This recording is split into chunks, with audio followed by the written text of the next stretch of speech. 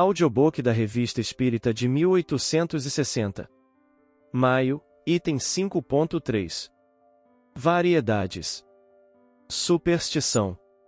Lê-se no Siècle, de 6 de abril de 1860, o Sr. Félix N., jardineiro dos arredores de Orléans, passava por ter a habilidade de isentar os conscritos do sorteio, isto é, de os fazer obter um bom número. Prometeu ao Sr. Frederic Vincent P., jovem vinhateiro de Street Jean de Bray, fazê-lo tirar o número que quisesse, mediante a quantia de 60 francos, 30 dos quais adiantadamente o restante após o sorteio. O segredo consistia em rezar 3 Pater e 3 Ave durante 9 dias. Além disso, o feiticeiro afirmava que, graças ao que fazia de sua parte, a coisa beneficiaria o conscrito e o impediria de dormir durante a última noite, mas que ficaria isento. Infelizmente o encanto não funcionou, o conscrito dormiu como de costume e tirou o número 31, que o fez soldado. Repetidos 2 vezes ainda, esses fatos não puderam ser mantidos em segredo e o feiticeiro Félix foi levado à justiça. Os adversários do espiritismo o acusam de despertar ideias supersticiosas. Mas, o que haverá de comum entre a doutrina que ensina a existência do mundo invisível, comunicando-se com o mundo visível, e fatos da natureza do que relatamos, que são os verdadeiros tipos de superstição? Onde se viu alguma vez que o espiritismo tenha ensinado semelhantes absurdos?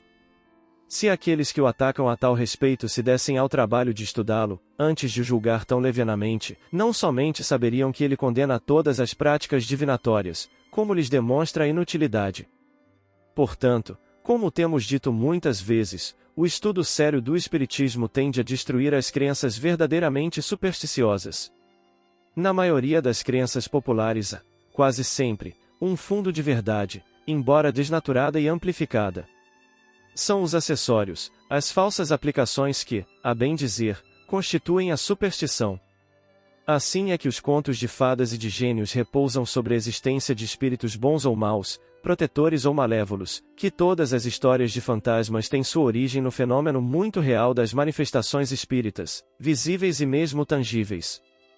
Tal fenômeno, hoje completamente provado e explicado, entra na categoria dos fenômenos naturais, que são uma consequência das leis eternas da criação. Mas o homem raramente se contenta com a verdade que lhe parece muito simples, pela imaginação ele a reveste com todas as quimeras e é então que cai no absurdo. Vêm depois os que têm interesse em explorar essas mesmas crenças, as quais juntam um prestígio fantástico, próprio a servir aos seus interesses.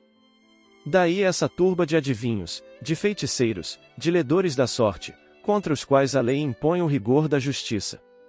O espiritismo verdadeiro, racional, não é, pois, mais responsável pelos abusos que se cometem em seu nome, do que o é a medicina, pelas fórmulas ridículas e pelas práticas empregadas por charlatães ou pessoas ignorantes.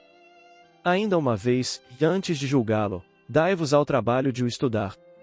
Concebe-se um fundo de verdade em certas crenças, mas talvez se pergunte sobre que pode repousar a que originou o fato acima, crença muito espalhada em nosso interior, como se sabe.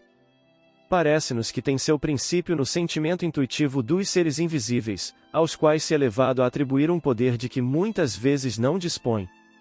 A existência dos espíritos enganadores que pululam à nossa volta, em consequência da inferioridade do nosso globo, como insetos nocivos num pântano, e que se divertem à custa das pessoas crédulas, predizendo-lhes um futuro quimérico, sempre próprio a lisonjear seus gostos e desejos, é um fato cuja prova nos é dada diariamente pelos médios atuais.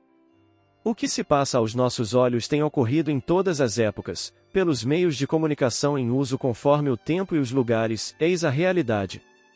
Com o auxílio do charlatanismo e da cupidez, a realidade passou ao estado de crença supersticiosa.